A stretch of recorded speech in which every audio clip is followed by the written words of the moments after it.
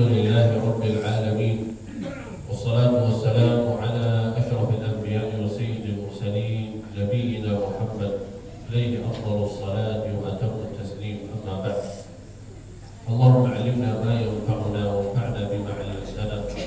سبحانك لا علم لنا إلا ما علمتنا إنك أنت العليم الحكيم. Maha suci Allah, saya tidak memiliki ilmu apa-apa, hanya saja yang diberikan oleh Allah Subhanahu wa Ta'ala. Kata Rasulullah sallallahu alaihi wasallam, "Man salaka tariqan yaltamisu fihi ilman, sahhala Allahu lahu bihi tariqan ila jannah." Barang siapa yang berusaha untuk mencari jalur penuntut ilmu, maka Allah Subhanahu wa Ta'ala akan dimudahkan baginya jalur mudah masuk surga. Jadi insyaallah dalam kedudukan kita di majlis ini kita bisa mendapatkan ilmu yang bermanfaat, yang mudah dipahami, mudah diingat, mudah dikerjakan. Dan insyaallah kita bersama-sama mudah masuk surga ya Rabbal Alamin. Bapak Ibu, gimana kabar semuanya, sehat? Ibu sehat? Masih semangat? Insyaallah kedudukan kita di majlis ilmu ini, kita akan membagikan majlis ini dalam 3 bagian. Yang pertama mungkin cerita singkat tentang keluarga Ali Jabir, bagaimana keluarga Ali Jabir telah datang atau hijrah dari kota Madinah ke Indonesia. Apa itu cerita? Yang kedua, seperti tema yang disiapkan sama pengurus masjid, itu meningati Isra dan Mi'raj. Walaupun sebenarnya bulan Rajab sudah selesai, tapi kita tetap meninggalkan Isra dan Mi'raj selama setahun, bukan hanya saja khusus bulan Rajab. Hikmah apa yang kita bisa belajarkan dari Isra dan Mi'raj, dan apa yang harus kita kerjakan di bulan Sya'ban ini sebagai persiapan kita untuk menyambutkan bulan Ramadan. Dan yang ketiga, insyaallah kita akan berikan kesempatan untuk jamaah di antara bapak-bapak, ibu-ibu, karena ada di antara jamaah yang mau bertanya, insyaallah diberikan kesempatan.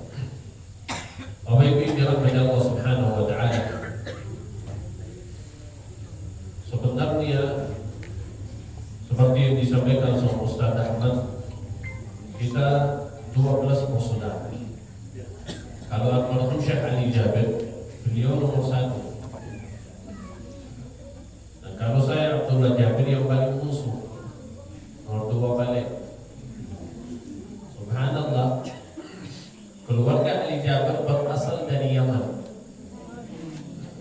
Berasal dari Yaman, Hadramaut. Tapi dari tahun 50-an, 1950, ada bagian dari keluarga Ali Jabir yang hijrah dari Hadramaut, ada yang hijrah ke Afrika, ada yang hijrah ke Timur Tengah, ada yang hijrah ke Indonesia. Subhanallah, termasuk keluarga yang hijrah ke Arab Saudi, dan itu orang tua saya. Orang tua saya dua-duanya hijrah ke kota Madinah. Di awal-awal mereka hanya saja orang ahli usaha. Ibu saya rumah tangga, menguruskan rumah tangganya, dan ayah saya sebagai mencari rezeki, mencukupkan keluarganya. Karena sebenarnya dua orang tua saya belum pernah masuk sekolah, jadi orang awam. Subhanallah, sampai alhamdulillah dikasih kesempatan untuk ayah saya menjadi PKM masjid, salah satu masjid yang ada di kota Madinah. Dan alhamdulillah beliau punya tugas, kalau saya tidak bisa hafal Al-Quran dan ibu saya tidak bisa hafal Al-Quran, maka saya akan berusaha untuk melahirkan anak-anak ahli Al-Quran. Itulah setiap orang muslim bisa jadi ahli Al-Quran. Kalau bukan diri kita pribadi bisa hafal Al-Quran, maka saya akan berusaha jadi orang yang baca. Belum bisa saya jadi orang yang dengar, belum bisa saya jadi orang yang anaknya hafal, cucunya hafal, atau di komplek kita ada yang hafal, rumahan kita ada yang hafal, atau ada program mereka yang hafal, saya bantu mereka melalui harta saya bisa jadi ahli Al-Quran. Jadi tugas dari orang tua saya yang mendapatkan anak-anak yang hafal Al-Quran, dididikan sama orang tua kami sampai kita mau belajarkan ilmu secara langsung dari orang tua. Padahal mereka orang awam, tapi mereka punya rasa semangat yang luar biasa. sampai alhamdulillah mendapatkan 12 anak. Alhamdulillah sudah di Indonesia terkenal keluarga Al-Quran. Alhamdulillah ta'ala. Almarhum Syekh Ali Jabir beliau belajar sama guru-guru besar yang ada di kota Madinah. Itu guru para imam yang ada di Masjid Quba. Masjid Quba masjid yang pertama yang dibangunkan dalam Islam. Guru yang mengajarkan para imam di situ, maka Syekh Ali Jabir belajar bersama-sama. Subhanallah. Sesudah beliau selesai kuliah, beliau keliling di Arab Saudi. Keliling ke ibu kota Riyadh, ke Damam, sampai sudah jumpa sama salah satu keluarga Ali Jabir yang ada di Riyadh, dan beliau ahli sejarah. Sampai orang ini menceritakan kepada Syekh Ali bahwasanya ada bagian dari keluarga Ali Jabir yang hijrah ke Indonesia. Syekh Ali pertama kali tahu ada keluarga Ali Jabir di Indonesia. Mana mereka, mana posisi mereka, bagaimana keadaan mereka. Jadi beliau ingin datang ke Indonesia silaturahmi, melihat mana keluarga Ali Jabir hijrah dari Hadramut ke Indonesia. Beliau cari-cari sampai sudah ketemu, ternyata mereka di NTB, di Lombok. Jadi pertama kali beliau datang di tahun 2000. Datang di tahun 2000 bersama ibu saya, bersama saya juga. Saya masih berusia 2 tahun. Pertama kali datang ke Indonesia. Subhanallah. Di awal-awal datangnya almarhum Syekh Ali Jabir, dan kita di Arab Saudi bukan demokrasi. Kalau secara agama, secara politik itu menggunakan satu pelajaran saja. Jadi semua yang kita belajarkan itu hanya saja satu mazhab. Dari timur ke barat, semuanya menggunakan satu mazhab. Hanbali, Ahmad bin Hanbal, rahimahullah ta'ala. Jadi pertama kali beliau datang ke Indonesia, dia melihat kondisi dan perbuatannya beda. Dan itu kebiasaan yang terjadi ketika ada orang Arab datang ke Indonesia, melihat ini apa ini, bid'ah atau hal yang baru atau bukan Islam. Jadi di awal-awal beliau agak keras. Dan setelah beliau belajar masalah-masalah mazhab dan masalah khilafiyah, alhamdulillah beliau ingin mengeluarkan diri dari masalah pecah belah, tidak mau ikut campur dari masalah khilaf. Dan beliau hanya saja fokus pada Al-Quran. Kenapa? Karena sebuah masalah khilaf itu bisa dihilangkan. Walaupun beda pendapat, tapi itu semuanya bisa dihilangkan ketika anda berpegang teguh dengan Al-Quran. Mana buktinya? Dalam Al-Quran. Kata Allah Subhanahu wa ta'ala, ya ayyuhalladzina amanu taqullaha haqqa tuqatih wa la tamutunna illa wa antum muslimun wa'tasimu bihablillahi jami'an wa la tafarraqu. Berpegang teguh dengan kitab suci Allah, tadi kita sama Allah, dan jangan kalian pecah belah. Jadi siapa yang pegang teguh dengan Al-Quran, maka dia akan diuruskan oleh Allah Subhanahu wa ta'ala urusannya di dunia dan akhir. Siapa yang dekat dengan Al-Quran di dunia, maka dia dekat sama Allah Jalla wa'ala di akhir. Bahkan siapa yang mendapatkan keberkahan di dunia itu, semuanya bisa mendapatkan. Orang yang melihat ayat Al-Quran, yang mendengar ayat Al-Quran, yang membaca ayat Al-Quran, yang mempraktik ayat Al-Quran, yang menghafal Al-Quran, semua dia akan mendapatkan bagian dari keberkahan Al-Quran. Kata Allah Subhanahu wa ta'ala, وَهَذَا كِتَابٌ أَنزَلْنَاهُ مُبَارَكًا. Dan inilah buku yang penuh dengan keberkahan. Bahkan sampai Rasulullah SAW dalam hadis yang sangat dahsyat, Rasulullah SAW menyampaikan, orang mukmin yang baca Al-Quran, maka dalam dia sudah bersih dan secara di luar sudah bersih. Diuruskan, dimudahkan urusannya sama Allah Jalla wa'ala. Kalau dilihat dalam dia beriman, sudah beres sama Allah Subhanahu wa ta'ala. Dan secara di luar urusannya dilancar oleh Allah Subhanahu wa ta'ala. Kenapa? Karena dia orang mukmin dan juga baca Al-Quran. Dan kata Rasulullah, orang mukmin yang tidak baca Al-Quran, maka itulah seperti kurma. Kalau dicoba makan, manis. Itu secara dalam sudah beres berarti. Sudah ada iman, berarti sudah beres. Tapi secara di luar gak ada wangi. Kalau kurma gak ada wangi. Jadi itulah orang mukmin yang tidak baca Al-Quran. Bisa dalam hatinya sudah beres sama Allah Subhanahu wa ta'ala, tapi secara kehidupannya banyak kesulitan. banyak kesusahan. Walaupun dia ahli iman, tapi kenapa? Karena belum ada hubungan sama Al-Quran. Dan terbalik ini ya kata Rasulullah, orang munafik. Orang munafik, kalau orang munafik baca Al-Quran, kata Rasulullah seperti daun raihan. Apa itu daun raihan? Sebuah daun yang digunakan untuk keluarkan parfum. Tapi kalau dicoba makan, baik, gak bisa ada yang makan daun raihan. Tapi kalau dicoba, Masya Allah, luar biasa. Dan itulah orang sejarah dalam dia munafik. Gak pernah urusannya sama Allah Jalla wa'ala, tak jujur sama Allah Jalla wa'ala, mencarikan kemuliaan dunia, mencari kekayaan, kerajaan. Dari dalam hatinya itu gak beres, kotor. Tapi kalau secara di luar, karena dia baca Al-Quran atau punya hubungan sama Al-Quran, walaupun dalam niat kotor, Allah Jalla wa'ala akan dimudahkan urusannya, dibereskan hajatnya, diselesaikan kebutuhannya. Kenapa? Karena dia punya Al-Quran. Walaupun dia munafik, akan mendapatkan keberkahan dari Al-Quran. Al-Quran penuh tangan berkah. Bahkan sampai ada yang mengatakan, bahkan kita bisa lihat orang yang non-muslim, bukan munafik. Kalau orang munafik secara zahir itu muslim, tapi orang yang non-muslim, kita banyak cerita yang kita lihat di sosial media. Orang non-muslim subhanallah mendapatkan bagian dari keberkahan Al-Quran, mendengarkan Al-Quran sekali, subhanallah ditentangkan hatinya oleh Allah subhanahu. Bagaimana dapat ini? Bahkan tidak percaya, tapi tetap dapat. Itulah Al-Quran, mubarak, penuh tangan berkah.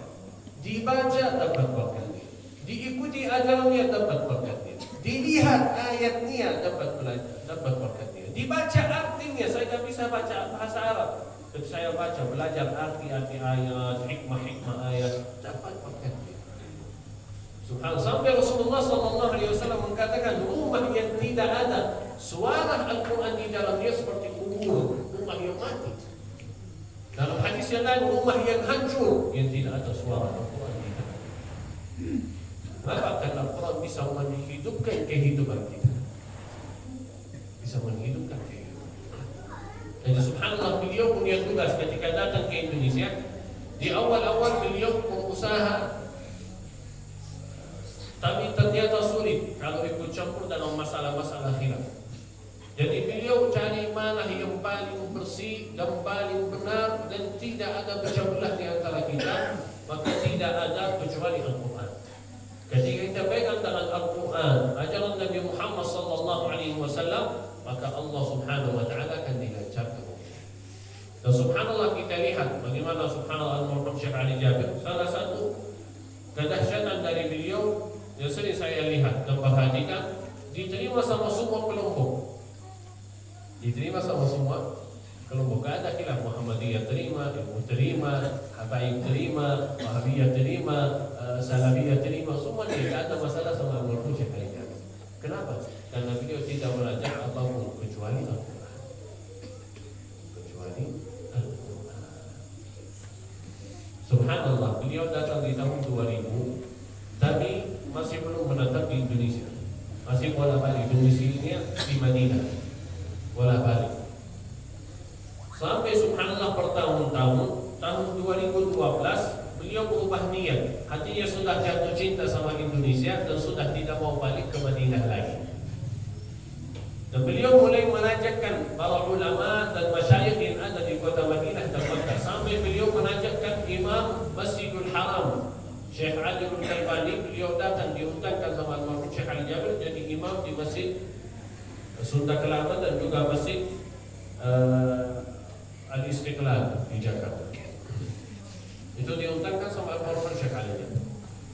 Dan Al-Muhammad Syekh Ali Jabir sering menyampaikan, kalau insya di masa depan kalian dengar ada orang Indonesia yang salat imam di Masjidul Aqsa, maka itulah saya.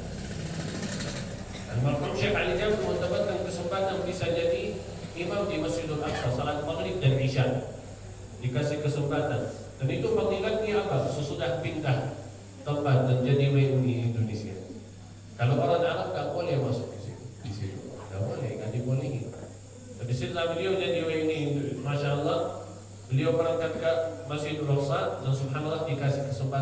imam salat maghrib dan isya. Dan beliau tak pernah bilang saya jadi imam maghrib dan isya sebagai orang Yaman. Dan beliau bilang saya orang Indonesia. Dan beliau gambar dan jadi warga negara itu. Subhanallah. Sudah itu beliau mulai menajakkan adik-adiknya. Kan ada 11 lagi di Madinah. Beliau ajak, ayo ikut datang ke Indonesia. Masya Allah, akhlak dia luar biasa, muamalah dia luar biasa, semangat belajar Al-Quran. Ayo kita ke Indonesia aja. Tapi kita semua dia 11, semuanya tolak, gak ada yang mau. Ini jam, 9 jam. Kita bisa beda bahasa, beda adat, beda mazhab. Sulit nanti. Tapi kata beliau, datang bulan Ramadan saja, salat tarawih dulu, hari raya Id, lalu balik Madinah. Gak usah seperti saya. Sudah jadi ini, gak usah. Ya boleh, kita datang bulan Ramadan. Diikuti Syekh Muhammad, Syekh Hussein yang saya ikut. Jadi salat imam tarawih. Pertama-tama kali kita datang ke Indonesia, pertama kali diwasiat sama almarhum Syekh Ali Jaber, kata beliau, nanti insyaAllah kalau mau jadi imam tarawih, tolong nanti kalau mau baca jangan lama-lama. Dia sampaikan. Saya maksudnya apa maksudnya? Lama-lama itu berarti 1 halaman. Enggak. 3 ayat, 4 ayat sudah cukup. Subhanallah. Tahun 2014 saya datang ke Indonesia dan dikasih kesempatan salat imam di salah satu masjid di Jakarta.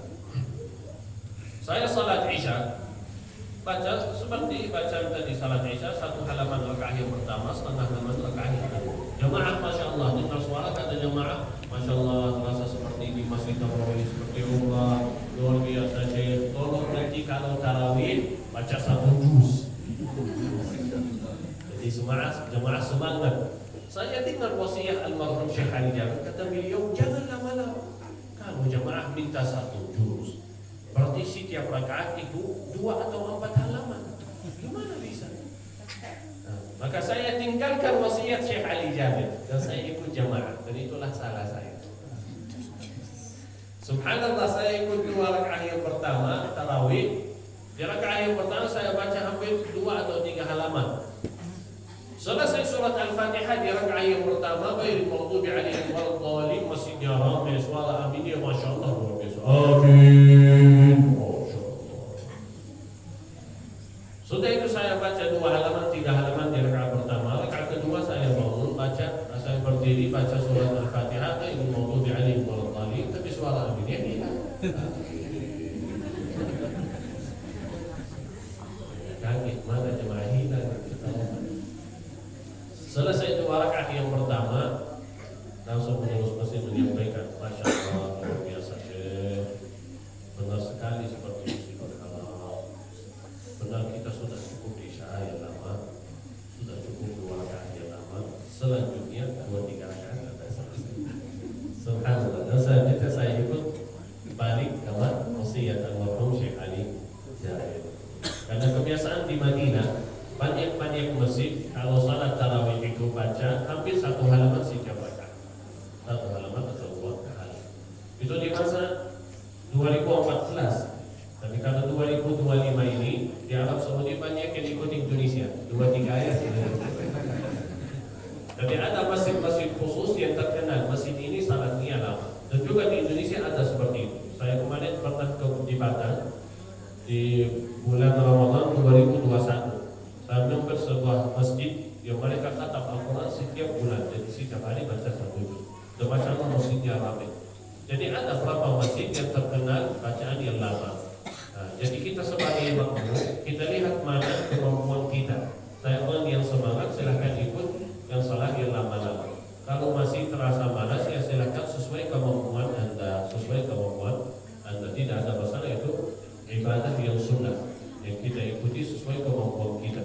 Kalau belum bisa yang lama-lama, maka Anda jaga salat Isya berjamaah dan subuh berjamaah. Karena kata Rasulullah SAW, orang yang salat Isya dan subuh berjamaah maka mendapatkan salat malam full. Berarti salat qiyamul lail yang full. Subhanallah. Jadi dari tahun itu 2014 saya sama kakak-kakak saya bolak-balik ke Indonesia. Tapi ternyata tak sadar satu persatu jatuh cinta sama Indonesia. Syekh Muhammad sudah jadi di Indonesia. Syekh Ahmad Jabir sudah tidak mau balik ke Madinah. Syekh Abdul Rahman, Syekh Ahsan, satu persatu sampai sekarang, alhamdulillah di antara 12 yang tinggal di Indonesia 10 orang. Sudah ada 10 orang di Indonesia. Alhamdulillah. Orang tua saya masih hidup di Madinah, dan orang tua saya hampir setiap tahun datang ke Indonesia silaturahmi sama jamaah. Kebiasaan ayah saya kalau ada di Indonesia, beliau ikut tausiah safari dakwah, beliau ikut duduk dekat, lihat kesemangatannya jamaah. Bapak Ibu yang dirahmati Allah Jalla, itulah cerita keluarga Al-Jabir. Jadi di awal-awal datang itu hanya saja ingin silaturahmi, tapi ternyata beliau datang silaturahmi sama keluarga yang ada hubungan darah, tapi ternyata beliau jaga silaturahmi sama seluruh masyarakat Indonesia. Ternyata memiliki rahasia yang sangat luar biasa di Indonesia, yang bisa menggunakan akhlak Al-Quran walaupun masih banyak yang belum bisa baca Al-Quran. Dan saya doakan mudah-mudahan Allah Jalla wa'ala menjadikan kita semua ahli Al-Quran. Bapak Ibu yang dirahmati Allah Jalla wa'ala, di Isra dan Mi'raj, meninggalkan Isra dan Mi'raj itu sebenarnya termasuk hal yang wajib bagi setiap orang muslim, mempelajarkan bagian dari cerita Nabi Muhammad sallallahu alaihi wasallam. Karena termasuk 3 pertanyaan yang akan ditanya oleh malaikat munkar dan nakir di dalam kubur kita: siapa Tuhanmu, siapa nabimu, dan apa agamamu. Dan termasuk pertanyaan yang kedua, siapa nabimu, yaitu Nabi Muhammad sallallahu alaihi wasallam. Dan kita tidak bisa jawab Nabi saya adalah Muhammad sallallahu alaihi wasallam kalau belum tahu ceritanya. Jadi dikatakan oleh ahli ilmu, wajib bagi orang muslim mendengarkan dan mempelajarkan bagian dari cerita Nabi Muhammad sallallahu alaihi wasallam, sirah nabawiyah. Kalau bisa semuanya, alhamdulillah. Belum bisa, belajar cerita-cerita yang terpenting dalam Islam. Subhanallah, dalam cerita Isra dan Mi'raj, cerita yang luar biasa, kejadian yang luar biasa yang terjadi sama Nabi Muhammad sallallahu alaihi wasallam. Beliau ditugaskan oleh Allah Jalla wa'ala jadi nabi ketika diwahyukan surat Al-Alaq, Iqra bismi rabbikal ladzi khalaq, khalaqal insana min 'alaq. 5 ayat yang pertama. Melalui ayat-ayat ini Rasulullah jadi nabi tapi masih belum rasul. Jadi nabi tapi masih belum rasul. Apa bedanya nabi dari rasul? Nabi mungkin mendapatkan wahyu untuk dirinya atau keluarganya saja, atau nabi melanjutkan dakwah rasul yang sebelumnya seperti Harun dan Musa. Kalau Musa nabi dan rasul, kalau Harun kakaknya itu hanya saja nabi bukan rasul. Kenapa? Karena Harun melanjutkan dakwah Nabi Musa. Itu bedanya di antara nabi dan rasul. Jadi Rasulullah jadi nabi dulu melalui surat Al-Alaq, Iqra bismi rabbikal ladzi khalaq, 5 ayat yang pertama. Sesudah beberapa hari Allah Subhanahu wa taala mewahyukan melalui malaikat Jibril surat Al-Muddaththir, ya ayyuhal muddaththir qum fa'anzir. Melalui surat Al-Muddaththir diajak oleh Allah Subhanahu wa taala berdiri dan mulailah dakwah jadi rasul melalui surat Al-Muddaththir. Jadi Nabi Muhammad nabi melalui surat Al-Alaq dan rasul melalui surat Al-Muddaththir. Rasulullah dakwah secara rahasia sama keluarga dan orang-orang yang dekat selama 3 tahun. Sesudah itu mendapatkan wahyu, ya ayyuhal muzammil qumil laila illa qalila, dan dimulai dakwah dia secara terang-terangan.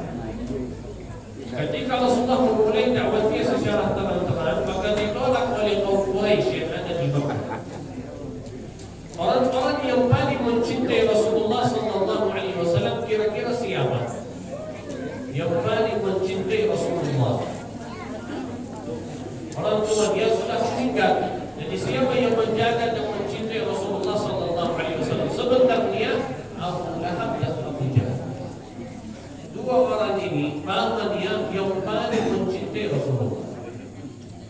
Tapi ketika Rasulullah sallallahu alaihi wasallam menajarkan mereka dan mereka mempercayakan dialah orang yang paling amanah dan yang paling jujur, tapi rasa sombong mereka tidak mau menerima ajaran yang benar dari orang yang lebih muda dari mereka. Rasa sombong.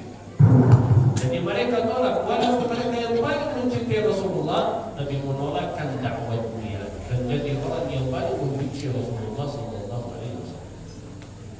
Bahkan nama Abu Jahal itu sebenarnya Abu Hakam, orang yang penuh ayat hikmah, penuh dalam hikmah. Tapi ketika beliau menolakkan ajaran Nabi Muhammad sallallahu alaihi wasallam, maka dikasih Abu Jahal yang penuh dengan kejahilan.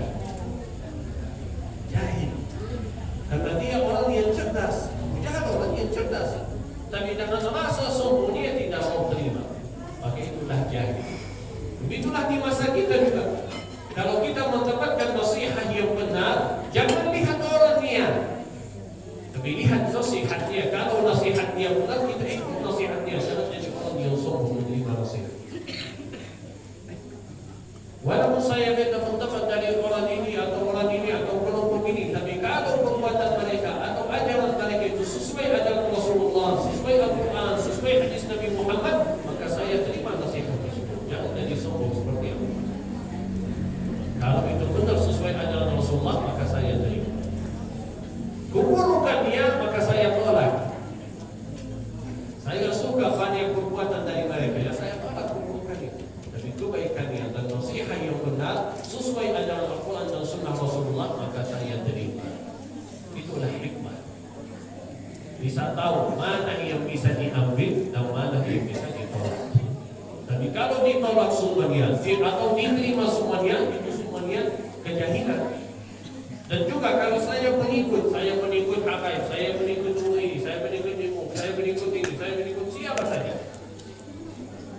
Kalau tiba-tiba ada yang salah dalam perbuatan mereka, jangan ikut-ikut. Kenapa? Karena ini salah, bukan sesuai ajaran Al-Quran. Yang lain yang benar, insyaAllah saya ikut. Dan baik kita sebagai orang awam, kita mengikuti ulama yang paling kita percayakan. Ulama, saya belum bisa paham Al-Quran, saya belum bisa paham hadis Rasulullah ini atau hadis sahih, hadis dhaif, sulit bagi saya. Ini ada nahwu ilmu bahasa, sulit bagi saya. Jadi bagaimana solusinya? Saya mengikut Al-Quran dan Sunnah Rasulullah. Kenapa harus saya ikut mazhab atau saya ikut guru?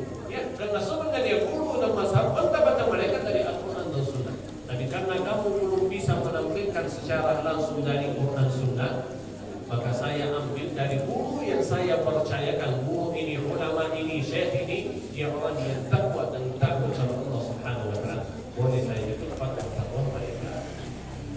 Subhanallah. Jadi itu Allah Subhanahu wa ta'ala mentugaskan Nabi Muhammad. Rasulullah mulai dakwah, hanya saja menajarkan untuk kata la ilaha illallah. Tidak ada Tuhan yang punya hak untuk dijembatkan kecuali Allah Subhanahu wa ta'ala. Tidak ada Tuhan yang punya hak untuk dijembatkan kecuali Allah Subhanahu wa ta'ala. Selama 9 tahun, dan sesudah 9 tahun ketika Rasulullah berusaha dakwahnya tetap ditolak sama kaum Quraisy. Sahabat Rasulullah sendiri tidak bisa disakiti sama kaum Quraisy. Kenapa? Karena punya nama besar. Jadi mereka hindari atau disakiti bukan secara langsung. Disakiti sahabatnya, menyakiti sahabatnya, menyakiti keluarganya. Tapi Rasulullah secara langsung gak ada yang berani. Kenapa? Karena ada pamannya Abu Thalib, ada istrinya, nama besar, dua keluarga yang besar di Makkah. Maka Rasulullah sallallahu alaihi wasallam menajarkan sahabatnya hijrah ke Al-Habasyah. Al-Habasyah itu semua negara yang ada di Afrika. Kenapa ditugaskan mereka hijrah di situ? Itu dia kurang lebih 25 orang, di antara mereka Utsman bin Affan radhiyallahu anhu, sahabat ketiga. Rasulullah suruh mereka hijrah. Kenapa? Karena di situ ada binti orang Nasrani yang sangat adil, dan orang Nasrani itu sudah masuk Islam. Jadi beliau diajak mereka hijrah karena belum bisa tahan di Makkah, disakiti sama kaum Quraisy. Rasul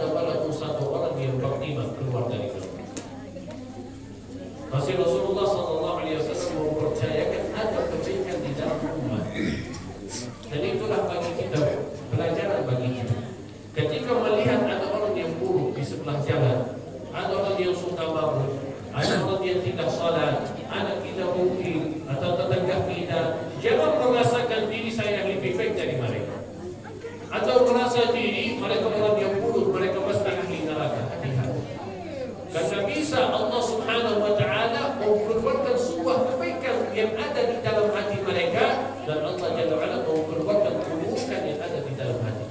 Dan mereka berubah jadi orang saleh dan kita berubah jadi orang yang fasik. Bisa hati kita tiba-tiba dipecah belah oleh Allah Subhanahu wa taala. Dibolak-balik sama Allah Subhanahu wa taala. Hari ini saya ahli salat, di saf yang pertama, besok saya jadi ahli zina atau menipu. Bisa. Dan mereka yang ahli zina, ahli menipu, orang fasik itu bisa besok berubah dapat rahmat dari Allah Jalla wa'ala dan jadi ahli salat. Jangan merasakan diri lebih baik dari orang lain. Dan kalau mereka buruk atau ada keburukannya, maka kita nasihat. Kalau diterima, alhamdulillah. Tidak diterima, ya terserah. Terserah mereka. Wajib bagi saya menasihati. Kalau diterima nasihatnya, alhamdulillah. Kalau nasihatnya ditolak, ya udah terserah. Urusan kita bukan untuk membawakan petunjuk bagi setiap orang. Saya duduk di kursi ini atau mulai tausiah, tujuan saya bukan untuk mendatangkan petunjuk untuk jemaah, tidak. Saya hanya saja menyampaikan, ini kata Allah, ini kata Rasulullah, ini ceritanya. Namun terserah jemaah, mau tidak terserah. Ya Allah, saya sudah menyampaikan. Itulah Rasulullah sallallahu alaihi wasallam, kata Allah Jalla wa'ala, innaka la tahdi man ahbab, sesungguhnya kamu tidak membawakan petunjuk kepada siapa orang yang kamu cintai. Rasulullah sendiri tidak bisa. Tapi Rasulullah hanya saja menyampaikan, dan mudah-mudahan mereka terima. Ini ada pertanyaan, ya, semangatkan jemaah. InsyaAllah yang jawab dapat hadiah. Apakah Rasulullah sallallahu alaihi wasallam bisa mendatangkan hidayah atau tidak? Rasulullah bisa mendatangkan hidayah atau tidak?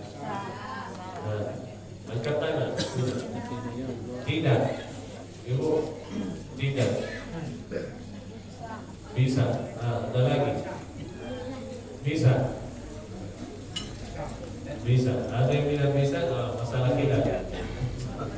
Bercobalah antara jemaah. Apakah Rasulullah bisa atau tidak? Kita dengar firman Allah Jalla wa'ala, innaka la tahdi man ahbab.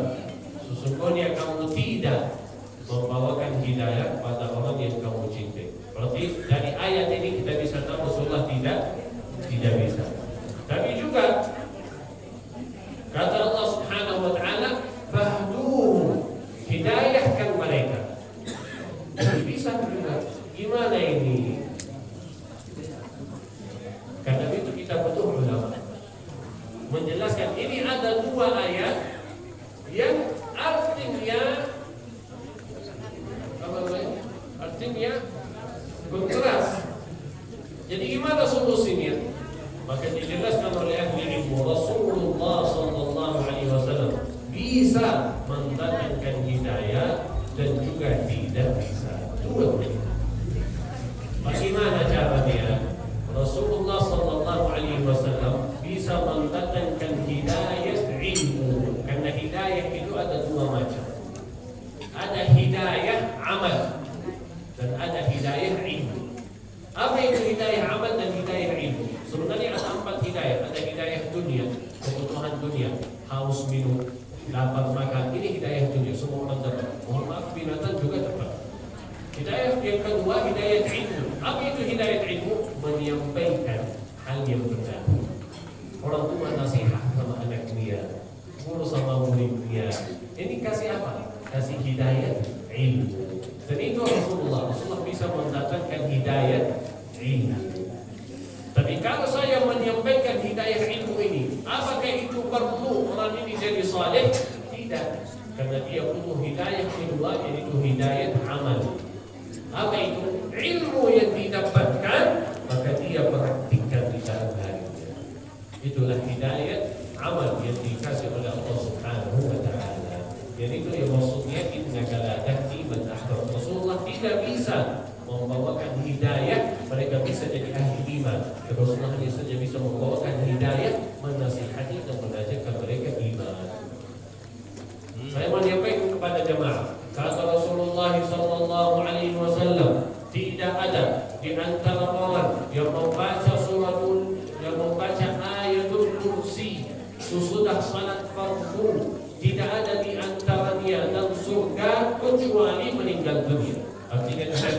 surga kalau baca ayatul kursi sesudah salat rawatib. Ini ilmu saya sampaikan sama jamaah. Apa yang saya sampaikan ini hidayat ilmu. Kalau ada di antara jamaah yang besok salat subuh baca ayatul kursi sesudah salat, berarti alhamdulillah dapat hidayat amal. Kalau lupa tidak dikerjakan, berarti sudah ada ilmu tambah amal, dan amal ilmu itu bisa jadi sia-sia. Jelas? Dan ada hidayah yang keempat, yaitu nanti di akhirat. Apa itu? Jadi ahli surga. Siapa yang dapat, yang dulu di dunia dapat hidayah, maka di akhirat dapat hidayah jadi ahli surga. Mudah-mudahan kita semua ahli surga ya Rabbal Alamin. Jadi sesudah dakwah Rasulullah sallallahu alaihi wasallam, Rasulullah mau balik ke kota Makkah, ternyata mendapatkan kabar yang mensedihkan dan mensulitkan kehidupan Nabi Muhammad. Kabarnya apa? Istri yang meninggal, dan gak lama lagi pamannya meninggal, dan kaum Quraisy sekarang sengaja mensakiti Rasulullah secara langsung. Cerita-cerita yang kita dengar, Abu Jahal menampilkan kotoran unta ditaruh di atas Nabi Muhammad, itu terjadi sesudah wafat pamannya dan istrinya. Jadi mereka sengaja sekarang mensakiti Rasulullah secara langsung. Maka Allah Subhanahu wa taala menenangkan hati Nabi Muhammad, menghilangkan kesedihannya melalui apa? Isra dan Mi'raj. Dan ini risalah masih bagi kita semua. Kalau lagi dalam kehidupan yang sulit, lagi ada kesedihan, maka solusinya Anda mi'raj sama Allah Jalla wa'ala. Apa itu mi'rajnya? Apa yang diperintahkan oleh Allah Jalla wa'ala dalam Isra dan Mi'raj? Yaitu perintah salat. Ketika Rasulullah mendapatkan salat dari Allah Jalla wa'ala dalam Isra dan Mi'raj, maka Allah Jalla wa'ala menenangkan hati Nabi Muhammad, menghilangkan rasa kesedihan. Dan kata Rasulullah, ma ahammahu amrun, kata sahabat, Rasulullah tidak merasakan sakit dan sulit dan walaupun ada masalah kecuali dia kabur dan cari masjid dan untuk melakukan salat. Dan Rasulullah berkata, wahai Bilal muazzinnya, rahmatilah kami dalam salat. Kata Rasulullah sudah tahu selama 9 tahun saya dakwah dan saya mendapatkan kesakitan dan kesulitan dalam kehidupan saya, maka Allah Jalla wa'ala memberikan saya sebuah hadiah yang bisa menghilangkan kesulitan dan kesedihan kita semua. Jadi itu apa? Mi'raj kita sama Allah Jalla wa'ala melalui salat. Rasulullah mi'raj sama Allah Jalla wa'ala ke Sidratul Muntaha, dan kita mi'raj setiap hari 5 kali mendapatkan panggilan hayya 'alas salat. Saya mau jelaskan satu kata dalam azan, hayya 'alas salat. Kalau hayya 'alas salat menggunakan kata hayya, huruf ha sama ya sama alif. Hayya huruf ha sama ya, yang dia ada harakat fathah. Hayya. Tapi dalam bahasa Arab juga bisa mengatakan hayya pakai huruf ha. Kenapa dan dua-duanya memiliki arti yang sama? Ayo, ajakan, ayo ikut. Hayya 'alas salat, hayya 'alas salat. Ayo ikut salat, dua-duanya. Tapi kenapa dalam azan ada ha bukan ha? Karena kata hayya diambil dari kata haya, kehidupan. Kata hayya diambil dari kata haya, yang artinya kehidupan. Jadi melalui salat Anda bisa mengembalikan kehidupanmu secara hidup. Jadi hidup. Berapa banyak orang yang bernafas tapi hati dia mati. Berapa orang yang berjalan kaki tapi sebetulnya dia mati. Kalau ditanya kehidupannya sulit, banyak stresnya, banyak masalahnya, musibah yang kecil terasa besar. Kenapa? Karena dia tidak memperhatikan dan tidak menerima panggilan hayya. Bukan hayya. Kalau hayya, ayo ikut saja. Ayo ikut. Panggilan yang biasa. Tapi kalau diganti satu huruf, jadi ha, hayya ayo dia mendapatkan kehidupan yang benar, kehidupan yang beres, yang dimuliakan oleh Allah Subhanahu wa taala. Melalui apa? Hayya 'ala salat. Itu salat. Hayya 'ala falah. Falah itu sukses. Urusan yang diluruskan oleh Allah Jalla wa ala. Itu falah. Subhanallah. Wa ini dirahmati Allah Jalla wa ala. Itulah ilmu Al-Quran sangat luar biasa, sangat luas. Satu huruf bisa mengubahkan makna dan satu huruf bisa membawakan arti yang sangat luar biasa. Bapak Ibu yang dirahmati Allah Jalla wa ala. Jadi yang pertama di bulan Sya'ban kita perhatikan dan kita mengingatkan Isra dan Mi'raj. Yang pertama yaitu bagaimana salat kita. Tanya pada diri sendiri, bagaimana salat saya? Bagaimana khusyuknya? Bagaimana gerakannya? Bagaimana bacaannya? Dan makin salatnya beres, Allah Jalla wa ala membereskan urusanmu dan kehidupan. Makin salat dia sia-sia, makin urusannya sedikit. Apalagi di akhirat, yang pertama bagi orang mukmin ditanya oleh Allah Jalla wa ala, bagaimana salat dia? Kalau beres, dibereskan semua amal ibadah. Kalau sia-sia, semua amal ibadah dibereskan. Yang membedakan orang mukmin dan orang munafik, yang membedakan orang mukmin dan orang kafir, orang musyrik, itu salat dia. Sampai ada orang yang berkata, ya Rasulullah, kalau saya tidak melakukan amal ibadah kecuali 5 rukun Islam, saya jaga syahadat, jaga salat, dan puasa Ramadan, bayar zakat kalau ada harta, dan kalau ada bisa haji saya haji. Tapi ya Rasulullah, saya tidak melakukan amal yang lain. Apakah saya orang yang benar? Kata Rasulullah, kalau jujur sudah di surga. Kalau sudah ada salat. Subhanallah, Bapak Ibu dirahmati Allah Jalla wa ala. Benar sekali, harus kita tanya pada diri sendiri dan memperhatikan bagaimana salat saya. Kata Rasulullah, hadis ini sangat bahaya. Hati-hati, jangan Anda termasuk dalam hadis itu. Kata Rasulullah, ada orang-orang di umatku yang salat tapi tidak mendapatkan dari salatnya kecuali setengahnya. Kalau dia salat itu 100, dia dapat 50. Dan kata Rasulullah, ada yang salat tidak mendapatkan kecuali sepertiganya. Jadi dapat berapa? 33.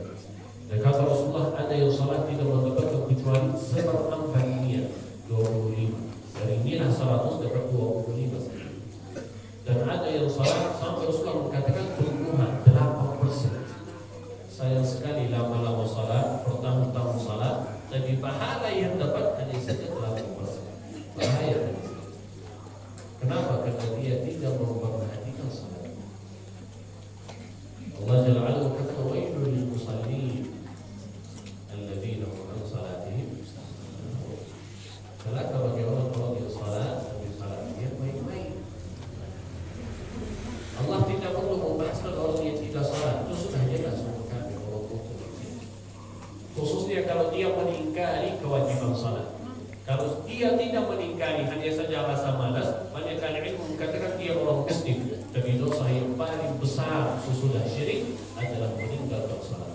Wallahi, kalau ada orang ahli zina, ahli menipu, ahli mencuri, dan banyak korupsi, banyak masalahnya, akhlaknya buruk, tapi ada salat, wallahi itulah orang yang benar. Dan kalau terbagi orang yang Masya Allah akhlaknya luar biasa, muamalatnya, hubungannya luar biasa, tapi dia memainkan salat, wallahi hati-hati Anda mempercayakan orang tersebut. Hati-hati, jangan dipercayakan. Kenapa? Karena dia tidak bisa mengikuti apa yang diwajibkan oleh Allah Subhanahu wa taala, walaupun salat saja. Maka bagaimana bisa mempercayakan atau mengikuti apa yang kita berlaku? Karena itu bisa hanya saja manfaatnya, ambilkan manfaat dan langsung kabur.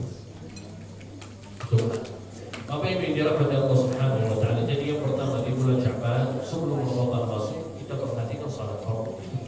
Yang pertama fardu. Bagaimana salatnya, bagaimana khusyuknya. Dia berhukum ayyukum ahsanu amala. Bagaimana salat atau amalan yang terbaik, bukan yang terbanyak, tapi yang terbaik.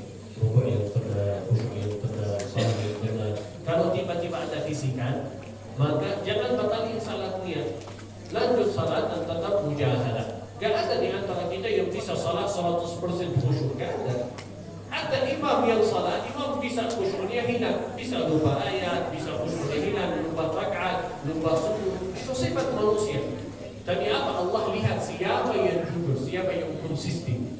Walaupun amalannya sederhana, tapi dicintai Allah Jalla wa'ala. Kata Rasulullah sallallahu alaihi wasallam, amalan yang paling dicintai Allah, yang paling konsisten, meskipun itu sedikit. Dijaga salatnya dengan baik, tapi tetap istiqamah, itulah yang dicintai sama Allah. Amalan yang kedua yang kita perhatikan di bulan Sya'ban, puasa. Khususnya puasa Ramadan tahun lalu. Kalau ada hutang puasa, maka lunaskan sebelum Ramadan masuk. Ibu-ibu yang lagi kemarin halanan, bapak yang mungkin sakit atau sakit, maka kalau ada hutang puasa, lunaskan sebelum Ramadan masuk. Kalau tak ada, berusaha puasa sunnah. Kenapa? Memsiapkan diri biar nanti tidak berat puasa Ramadan. Puasa sunnah Senin Khamis atau berbanyak puasa di bulan Sya'ban. Kata Aisyah radhiyallahu anha, Rasulullah berbanyak puasa di bulan Sya'ban. Amalan ketiga Al-Quran. Bulan Ramadan, bulan Syahrul Ramadan alladzi unzila fihi al-Quran hudan lin-nas wa bayyinatin minal huda wal furqan. Bulan Ramadan, bulan Al-Quran, membawakan petunjuk. Al-Quran membawakan petunjuk. Wa hudan lin-nas wa bayyinatin minal huda wal furqan, menjelaskan ke beda pendapat di antara kalian. Al-Quran itu arti kata Quran sesuatu yang menjelaskan mana yang hak dan mana yang batil. Dan ketika kita menggunakan Al-Quran, punya hubungan sama Al-Quran, maka Allah Ta'ala meneruskan, membawakan kita cahaya, bisa lihat mana jalan yang benar melalui cahaya Al-Quran dan keberkahan Al-Quran. Kalau bisa hafal, alhamdulillah. Belum bisa jadi orang yang baca. Bacaan yang mata-mata baru gembira, jangan sedih. Kata Rasulullah, orang yang baca bacaannya tapi tetap istiqamah, tetap berusaha perbaiki, maka pahalanya double, 2 kali lipat. Tapi yang penting apa? Dia tetap konsisten, gak malas, gak sombong belajar. Belum bisa, dia jadi orang yang berbanyak dengar Al-Quran di rumah, di bumi, dalam kendaraannya. Dia gak diam, tapi tetap baca, istighfar, tasbih, dan khususnya baca Al-Quran. Belum bisa saya orang yang melihat Al-Quran, ayat Al-Quran dilihat, insyaallah bisa membawa kemana. Belum bisa saya membantu program Al-Quran, maka mereka yang hafal, tapi saya mendapatkan pahala. Pahalanya mengalir bagi saya. Saya meninggal dunia, tapi saya pernah mengorbankan wakaf mushaf atau salat pesantren yang lagi diuruskan anak-anak yang hafal Quran. Makin mereka hafal, saya meninggal dunia, dan pahalanya tetap mengalir bagi saya. Subhanallah. Semua orang bisa jadi ahli Al-Quran. Yang penting kita jujur sama Allah Subhanahu wa ta'ala. Saya tutup dalam satu wasiat, yaitu wasiat Imam Ahmad bin Hanbal kepada anaknya. Kata beliau, "Inwil khair, fa innaka ma tazalu bi khairin ma nawaital khair." Selalu Anda menghadirkan niat baik, niat kebaikan. Kenapa? Karena kamu dalam keadaan baik selama kamu berniat baik. Niat amal saleh. Ramadan ini saya niat taubat, saya niat baca Quran, saya niat salat malam, saya niat. Kalau amalannya sudah jadi, alhamdulillah, pahalanya dilipat 10 kali lipat. Kalau amalannya belum jadi, karena sudah niat, tetap dapat pahala. Luar biasa.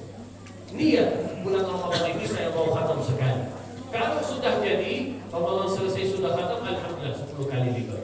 Belum jadi, maka pahala dia dapat insyaallah. Kenapa? Karena sudah ada niat kebaikan. Itu dalam hadis Rasulullah, orang yang berniat amal saleh dan amal saleh dia belum dapat, maka akan dituliskan oleh Allah Jalla satu pahala yang sempurna. Kalau amalannya sudah dapat atau sudah dikerjakan, maka dilipat oleh Allah Jalla 10 kebaikan sampai 700 kebaikan. Jadi Bapak Ibu yang dirahmati Allah Jalla, kita menghadirkan niat kebaikan. Saya tutup dengan 2 doa, boleh dibaca dalam salat, sebelum salam atau ketika sujud atau sesudah salat. 2 doa kita minta sama Allah Jalla wa'ala, ya Allah tetapkan kami istiqamah. Allahumma ya